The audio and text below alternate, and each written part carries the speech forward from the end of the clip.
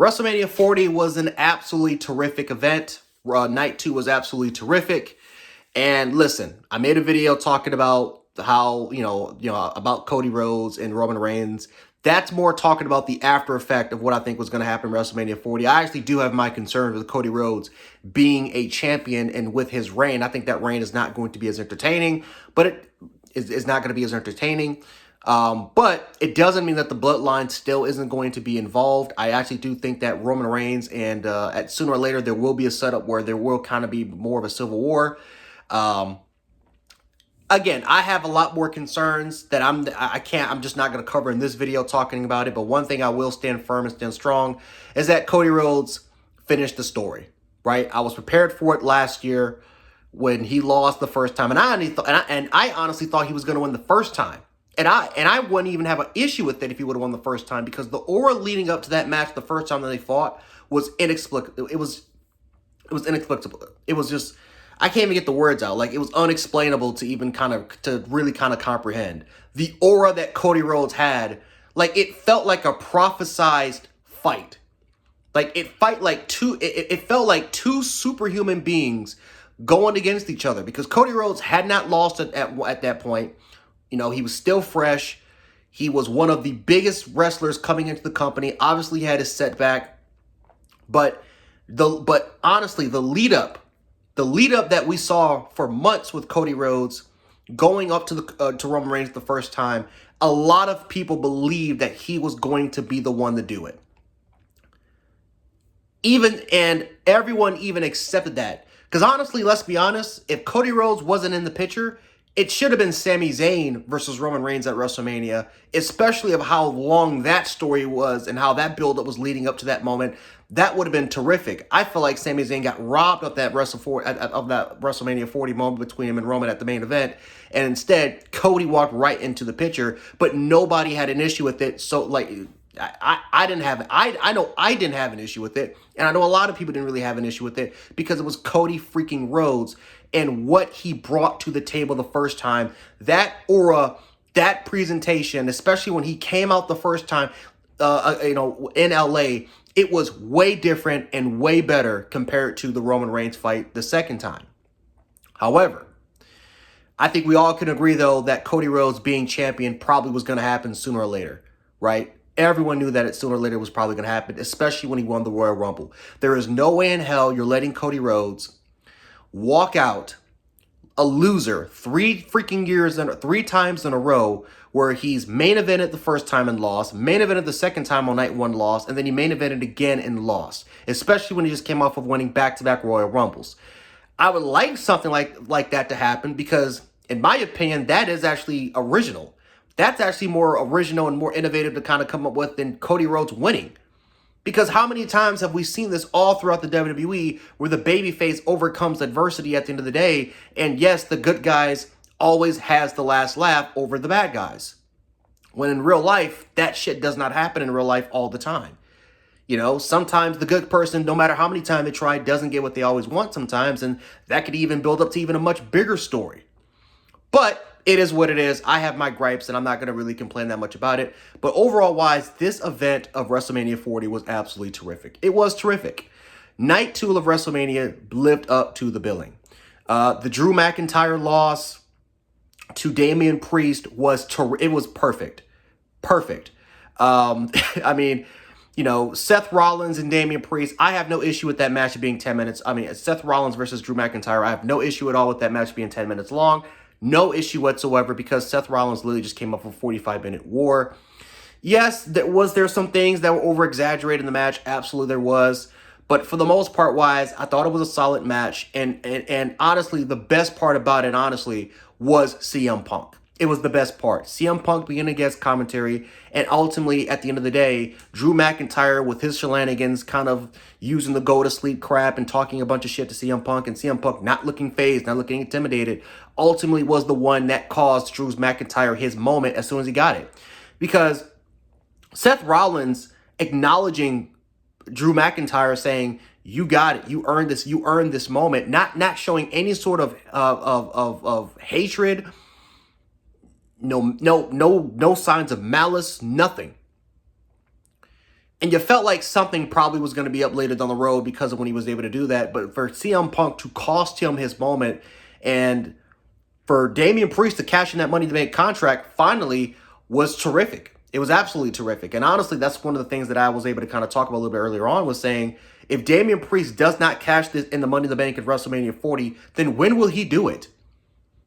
You know, you have two banged up, bruised champions, maybe even three if you include Roman, and you're telling me that dude won't have an opportunity to cash in that contract at this particular moment. He had to do it, and that's exactly what he did, and I thought it was brilliant. That Street Philly 6-man tag match was okay. Honestly, I think the best part of what I kind of enjoyed about that match was Snoop Dogg's commentary. Yes, you had Bully Ray, you had some of the Dudley Boys there as well, but for the most part, I really just enjoyed Snoop Dogg's commentary. I thought it was funny as all hell. It was just okay with Bobby Lashley and the rest of those guys winning, but for the most part, that was kind of a match where if there was any part where I can say, hey, this is kind of a throwaway match, that it is. But it's WrestleMania 40. It is WrestleMania. You have a bunch of celebrities that's going to go ahead and get involved and stuff like that, and former wrestlers, Hall of Famers that will get involved as well. It is what it is there. Next match, AJ Styles versus LA Knight. Solid match. I have no issues with it.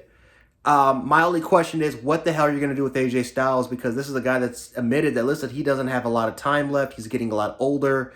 And LA Knight obviously is going to get the boost after his win against AJ Styles. But where to, right? Now that we have two different world champions, where does LA Knight fit into the picture? He still is over, right? The Philly crowd, who was tough night one, showed a lot of love to LA Knight during this performance. So where does LA Knight kind of fit into the picture now that he doesn't have to worry about the bloodline and Roman Reigns for potentially getting a world title shot? That's something that I guess we'll kind of figure out what's going to happen later, but that's a character that still is over. He still is one of the most popular wrestlers on your roster. We'll see what kind of happens there. But AJ Styles will be interesting because he doesn't have a lot of time left.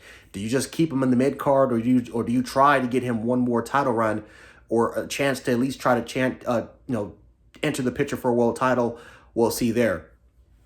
My favorite, I'm not gonna lie to you, my second favorite match of the night was definitely the Logan Paul, Kevin Owens, and Randy Orton match. I thought this was a great match.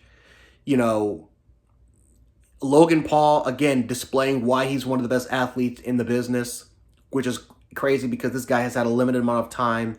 I thought Kevin Owens was really, really good. I thought Randy Orton was solid. That pump of power bomb that ended up turning into an RKO, I thought was really, really sweet. I thought kind of the entrance coordination with Kevin Owens coming out of the golf cart with Randy Orton being on the top was really, really nice. But ultimately, IShow Speed, who I never would have imagined that IShow Speed would be at WrestleMania. But at the same time, now that I'm looking back at it, it makes sense because he signed him to Prime, right? It does make sense that Logan Paul was able to kind of announce his newest signing to Prime days before WrestleMania. It kind of makes sense because it kind of was able to kind of foreshadow a little bit that, yes, a big celebrity was going to come and play and factor in WrestleMania. Last year was KSI. This year was IShow Speed, and who knows if Logan Paul is still with the WWE and Logan Paul is still going to be competing in WrestleMania moments, and he's going to be endorsing and promoting Prime, even though Prime is damn near, again, Prime is literally in the center of the freaking WWE ring. Who knows? We may see a freaking Jack Doherty or an XQC or who knows, maybe even Neon. I don't even know. But at some point, it seems like streamers and content creators are definitely making their way into the WWE scene. And that's probably more Triple H. That's more him trying to relate more to the younger generation of trying to get them into WWE. Because let's be honest, they're not watching cable TV anymore. They're into streaming. They're into streaming shows. They're into streaming content on Twitch and YouTube. And again, don't be surprised if you start to see a lot more of those guys shift their focus into wrestling. But IShow Speed having his moment and just getting, using his iconic bark, and Randy Orton using the bark right back at him before performing the RKO on the table was fucking brilliant. And again, I'm not the biggest fan of IShow Speed, but I will acknowledge the dude is one of the most popular celebrities on the planet.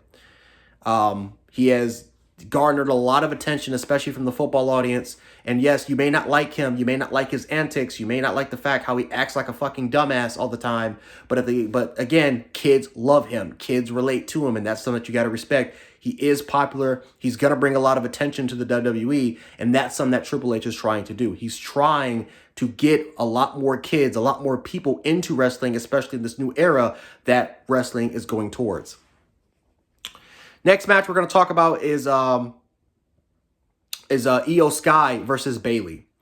I thought that this was a solid ending, or at least hopefully, again, it may not even be the ending. It may still continue between Damage Control, because obviously there still is some story left with Jade, and there's still some story left with Jade and Bianca and Bianca, and I always keep forgetting the last chick, freaking Jimmy's girl. I always keep forgetting. You guys know what I'm talking about. But yes, and then there's also Bayley as well. There's always something that's Naomi. Don't kill me in the comments. Naomi. There's always something there. But this was a solid, at least conclusion, at least for now. The match was really, really good. Yes, was there a little overselling Bayley's knee injury? A little bit, yes, there was. But there was some really, but I like the choreography. I like the countering that was happening with Io Sky. If anything, in my opinion, I thought Io was a lot better. I thought Io, in a way, kind of, I'm not going to say she carried in this match, but I thought Io was the better performer today over Bayley, in my personal opinion. I thought she kind of handled a lot more of the grunt work, especially when they had Bayley, more hopped up Bayley in this match. But for the most part, for Bayley to win her match, I thought was solid. It made a lot more sense, and it was a good match. It was a very, very good match. It was one of the best matches of the night, and yeah, I think that match ran for like what, 25 minutes, maybe a little over. I didn't really check the timing of the match, but it felt like easily a half an hour match, and yeah, I honestly thought that was probably gonna be one of the quickest matches of the night, but did a really, really good job. There may be some controversy with the cultural appropriation with the Egyptian crap going on. I don't know what the hell that was, but it is what it is. Finally, we'll talk about The Rock. Finally, we'll talk about, honestly, The Rock and Roman Reigns and Cody Rhodes. Of course, I just spoiled it before Cody Rhodes wins the match. But how actually was the match? The match was fucking fantastic. This is one of the best matches of all time. You knew that this match was going to be a lot of overselling. We knew the leaks. We knew that Stone Cold and John Cena, and we definitely knew that Jey Uso was not going to be done, that he was going to be involved. I was a little surprised. And again, I shouldn't have been surprised. I should have saw this coming. But for Seth Rollins to be involved with the Shield shit made perfect sense. It did. It made perfect sense. A little bit, right? This story started with Roman. This story really started with Seth Rollins. And yes, there are differences because Roman, let's be honest, was a face, right? Roman was a face, and Vince McMahon really tried to shove Roman down our fucking throats for about, 2 to 3 years when he kept winning Universal titles and WWE titles and everybody fucking hated him. And it wasn't until 2020, COVID year, that Roman Reigns actually turned. He went from being the big dog to the fucking tribal chief. And it ultimately ended up being a turn. This is why I wanted Roman Reigns and Seth Rollins. I wanted that story to continue a little bit more. Because again, there's going to be people that's not really going to understand why Seth Rollins continues to be involved in this shit. I really wished the first time that Roman Reigns fought Seth Rollins for the WWE title, I hoped that they would have continued that storyline. Because I think it would have made 100% more sense to a lot more people out there if they would have just continued it just a little bit more. Because after when that match was over, Seth Rollins did his thing, Roman did his thing, and they kind of forgot about it up until this point. I really wish they would have continued that story. But for Seth Rollins to take a chair shot and even sell just the way how Roman Reigns sold when he got hit in the chair all those years ago was perfect. Jey Uso spearing Jimmy onto those tables was a nice, really, really touch. Was a nice, pretty solid touch. The Rock final boss kind of coming out and, kind of doing his thing. John Cena kind of coming out. John Cena coming. Of course, he's involved in the bloodline, and he lost to Roman Reigns and he lost to Solo Sikoa, who, by the way, who the fuck has Solo Sikoa beaten since he beat John Cena? But you're talking about a Solo Sikoa who got FU'd and and Roman Reigns got FU'd, right? Solo got FU'd right on the tables and he was out of it. But ultimately, The Undertaker coming back and chokeslamming The Rock, everyone had to know that The Undertaker was second. He was not the first thought. The first thought was Stone Cold Steve Austin. I don't know what the hell went on with Stone Cold Steve Austin.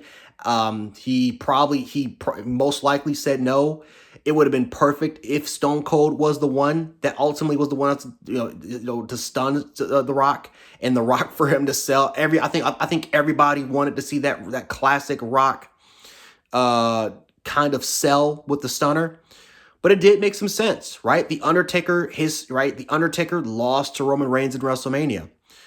It was kind of the match that was supposed to, in a way, put Roman Reigns over as the guy. That was the whole point of Roman Reigns beating The Undertaker, because Roman Reigns was supposed to be the guy, and everybody kind of turned him down, and the Roman Reigns had to change in order for him to honestly probably stay on this roster and not even get fired.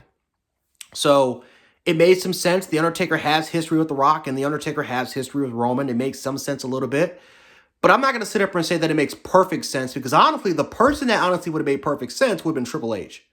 Triple H would have made perfect sense. And the reason why I think he makes perfect sense was because you're talking about The Rock, who has equal, if not more, power than Triple H. We've seen tension of them before during that press conference where The Rock was kind of yelling at Triple H to say, "Hey, do your fucking job." And we know that there's beef between Roman and The Rock, or at least issues that The Rock and Roman kind of has with Triple H. And Triple H wants to go into a new era. I honestly thought that if you wanted to, Triple H could have been out there and he could have been the one to at least deliver that pedigree to The Rock. I thought that would have been brilliant if they would have brought Triple H and got him involved in it. And listen, another wrestler in mind that probably would have made the most sense out of all the wrestlers, and this includes Stone Cold, this includes The Undertaker, and this includes Triple H, would have been Brock Lesnar. How fitting for Cody Rhodes to win that match, of having a person in Brock Lesnar who shook your hand and damn near really acknowledged you as probably the one that, yes, you are the one that can beat Roman Reigns. Brock Lesnar looking at Paul Heyman, Brock Lesnar probably doing some damage to Roman Reigns, who has given him fits, who in a way Roman Reigns took the WWE to another level because of him beating Brock Lesnar all those months ago, and at the WrestleMania of being a two-way division champion, and really, in a way, holding the WWE back for being what it actually could be. How fitting would it have been for Brock Lesnar? And by the way, Brock Lesnar also has history with The Rock. Yes, history with The Rock. The Rock, in a way, kind of passed the torch on to Brock Lesnar after when the Brock Lesnar kicked his ass at SummerSlam. So how fitting would it have been for Brock Lesnar to kind of come out and do it, and to pretty much, in a way, help Cody end it. It would have made a lot more sense. But of course, yes, we all know why Brock wasn't there. But I'm just saying, he would have, out of all the wrestlers, he would have made the most sense out of any wrestler to kind of come out and fuck shit up. Plus, I think that when it comes to overall making the audience believe that, yes, this wrestler truly got fucked up by this person, it would have been Brock doing an F5 against The Rock. It would have made the most sense. But ultimately, Roman Reigns hitting that chair shot against against Seth Rollins, instead of taking advantage and using it against Cody Rhodes, it just goes to show you that, yes, this story goes way further back compared to just Cody and Roman. It goes way further back, and it started with the Shield, the betrayal. We had the hints of Seth Rollins being the Shield for Cody, and acknowledging the fact that, yes, I created the monster. And for Seth Rollins to pretty much say, hey, listen, if I lose the world championship, I will do it at a cost. I'm going to do this. I will do it. If I have to give up the world title to end Roman Reigns, then I will do it. And for Seth Rollins to literally go through his word, because let's be honest, 45 minutes of wrestling, and then come the next day, and then you lose to Drew McIntyre, even when Drew McIntyre is giving you all these warnings about what the fuck was going to happen, and say, listen, if you do not come at me 100%, I will beat you. And for you to lose that title and then still go through your mission, that takes a lot of balls. And there's been a lot of skepticism with Seth Rollins, because with Seth Rollins, it's, well, this is who he's been in the past. Has he really changed, and will he actually turn on Cody? Is there a chance he does that? Is there a chance to say, you know what, I'll leave Cody in the dust? Well, he didn't do it. He stayed by his word, and that's good storytelling, because that's been happening for months. You know, Cody Rhodes does his thing. He counters Roman, hits him with the three stooges, with the three stooge fucking finishers, and ultimately gets the pin, and he finishes the story. Did they... Now, yes, Cody Rhodes got his moment. I have no issue with the celebration. But my God, did they drag this shit on? Like, come on, dude. Like, they really sold this shit out. They had all the baby faces kind of come out in the locker room. And you know what? And maybe this is kind of a more crazy kind of detail. But have you noticed that almost all the wrestlers that came out were wrestlers that Roman beat on his way to becoming the tribal chief, or even during his tribal chief run? Like, it's just, man, like a bunch of wrestlers celebrating Cody Rhodes for finishing it, that y'all motherfuckers couldn't even beat this dude. But it is what it is. It's the ultimate kind of tribute to the old era and really into the new era. Yes, you can make it. Yes, you can definitely say that, hey, this was the first, the first couple days of WrestleMania were the first 2 days of the Renaissance era, but you can make an argument that the Renaissance era doesn't start until Monday. This was kind of the last piece of what Vince McMahon and what the McMahon family was able to do, and how Triple H was able to kind of redeem this era, how he was able to redeem the era.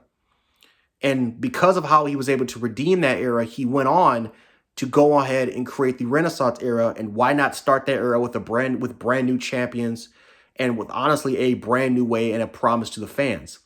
There is no way in hell Cody was going to lose tonight.